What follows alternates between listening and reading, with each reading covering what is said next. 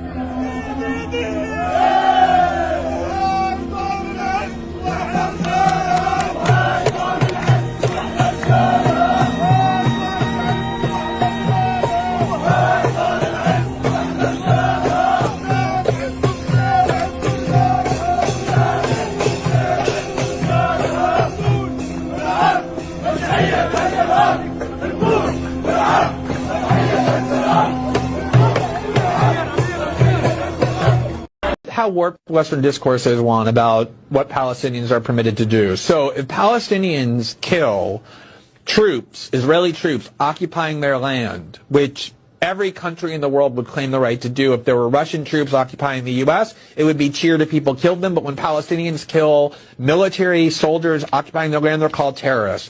When Palestinians advocate a nonviolent boycott of Israel in order to pressure them to end the occupation the way people did in the 80s successfully against the South African apartheid regime, that's called anti-Semitism. When Palestinians nonviolently protest at the border, they're accused of being agents of Hamas who deserve to be slaughtered.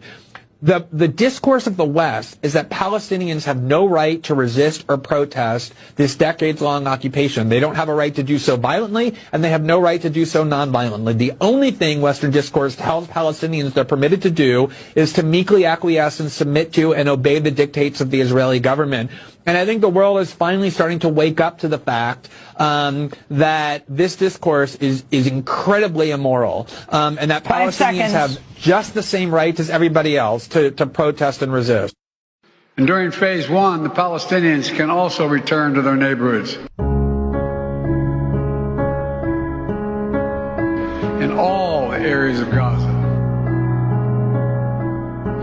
In all areas of Gaza.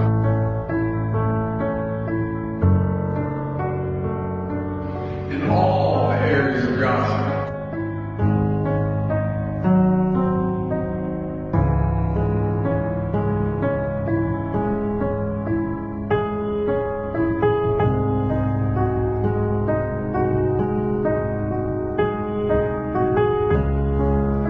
And during phase one, the Palestinians can also return to their neighborhoods.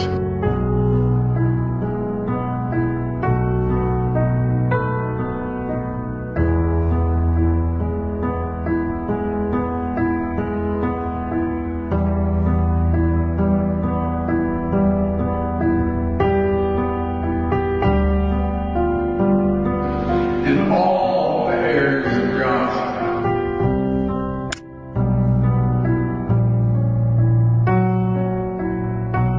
Here's what's happened in the past 24 hours.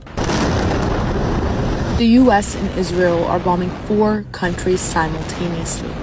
In Yemen, U.S. airstrikes on Sana'a kill 53 people, including children, and more injured in raids on the Saada and Sana'a governorates. In Syria, Israeli warplanes strike Daraa in the south. In Lebanon, the airstrikes continue. The Israeli occupation forces bomb multiple places in the south, all while targeting bakeries and innocent civilians' cars. In Palestine, Israeli forces detain and abuse young men all across the region. They're even picking them up conveniently right before iftar time. In Gaza, thousands of families remain at risk, trapped in collapsing homes with nowhere to go. The media does a good job convincing you that these countries are no longer war-torn and there's suddenly peace in the Middle East. But Palestine, Lebanon, Syria, and Yemen are still suffering devastation and tragedy on a daily basis.